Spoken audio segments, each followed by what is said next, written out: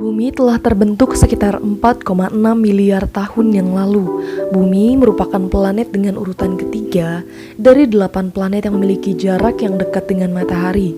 Jarak bumi dengan matahari sekitar 150 juta kilometer dan bentuk bumi pun bulat dengan radius kurang lebih 6.370 kilometer.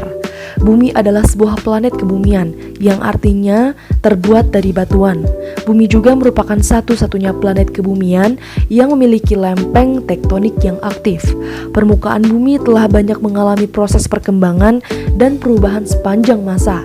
Salah satunya yaitu oleh manusia yang telah menjadi agen perubahan terbesar bagi topografi dan iklim bumi selama 2 abad terakhir ini.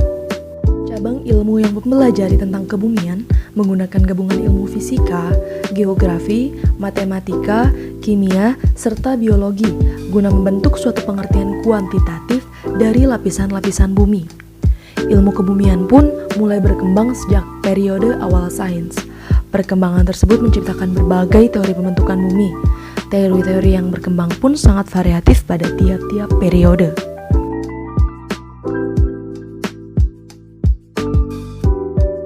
Periode pertama yaitu periode prasains antara zaman purbakala sampai dengan 1550. Pada periode ini, manusia belum berpikir mengenai awal terbentuknya bumi, melainkan masih seputar bentuk-bentuk bumi yang dikemukakan atas dasar pemikiran yang sederhana. Tepatnya pada tahun 384 sampai 322 sebelum Masehi, Aristoteles mengemukakan teori geosentris, yaitu bumi sebagai pusat tata surya. Kemudian di awal abad kedua, Claudius Thelmus juga mengungkapkan teori tersebut. Sedangkan sekitar tahun 310 sampai 230 sebelum Masehi, Aristarchus mengajukan teori heliosentris tentang matahari sebagai pusat tata surya, yang kemudian Copernicus juga mengungkapkan teori tersebut pada abad ke-15. Periode kedua yaitu periode awal sains, tahun 1550 sampai dengan 1800. Periode ini merupakan periode awal manusia berpikir mengenai dari mana dan bagaimana proses bumi ini terbentuk. Hipotesis pertama yaitu hipotesis nebula yang dikemukakan oleh Immanuel Kant pada tahun 1775. Nebula adalah kabut yang terdiri dari gas dan partikel-partikel angkasa. Lalu, ahli matematika terkenal dari Prancis, Simon de Laplace mengusulkan teori yang sama, yaitu teori Kahn-Laplace. Dalam teori ini dikemukakan bahwa di jagat raya terdapat gas yang kemudian berkumpul menjadi kabut.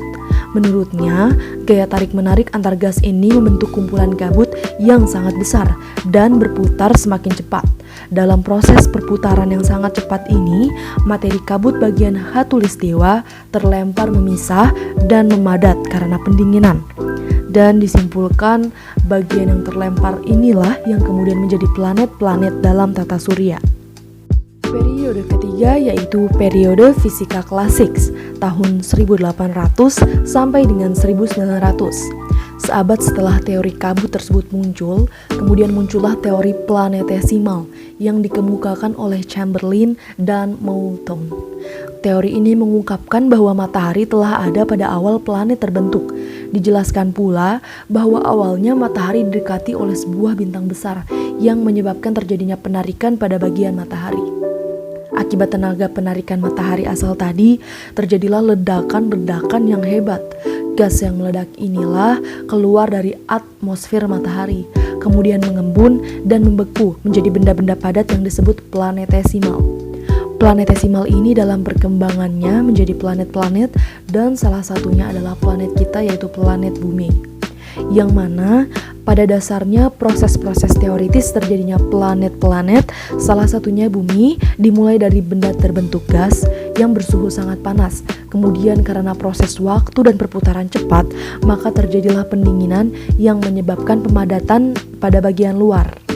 Adapun tubuh bumi bagian dalam pun masih bersuhu tinggi. Selanjutnya, periode keempat yaitu periode fisika modern tahun 1900 sampai saat ini. Yang pertama, teori pasang surut gas. Teori ini dikemukakan oleh Jeans and Jeffrey pada tahun 1917, yakni bahwa sebuah bintang besar mendekati matahari dalam jarak pendek sehingga menyebabkan terjadinya pasang surut pada tubuh matahari saat matahari itu masih berada dalam keadaan gas.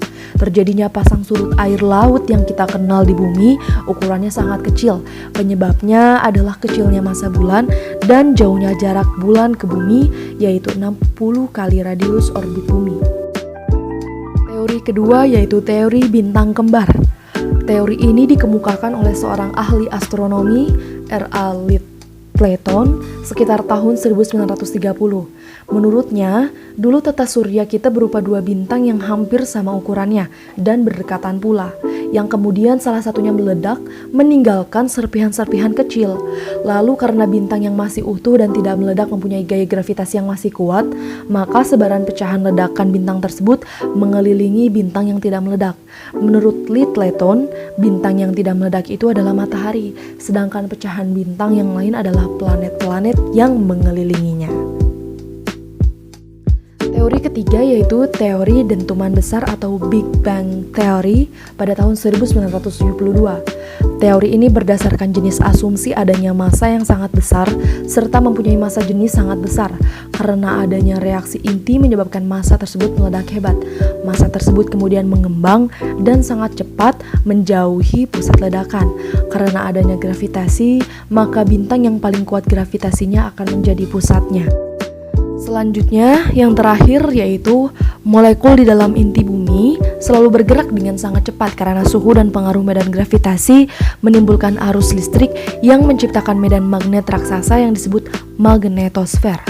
Di magnetosfer, campuran ion-ion dan elektron-elektron bebas, baik dari angin, matahari maupun ionosfer bumi, dibatasi oleh gaya magnet dan listrik yang lebih kuat daripada gravitasi dan tumbukan. Magnetosfer bumi ditemukan pada tahun 1958 oleh satelit Explorer 1 selama penelitian yang dilakukan pada masa Tahun Geofisika Internasional. Sebelumnya, para ilmuwan tahu bahwa arus listrik mengalir di ruang angkasa karena letusan matahari kadang menyebabkan gangguan-gangguan badai magnetik. Namun, tidak seorang pun tahu di mana arus itu mengalir dan mengapa, atau bahwa angin matahari itu ada. Sehingga pada Agustus dan September 1958, proyek Argus dilakukan untuk menguji teori tentang pembentukan sabuk radiasi yang mungkin memiliki kegunaan taktis dalam perang.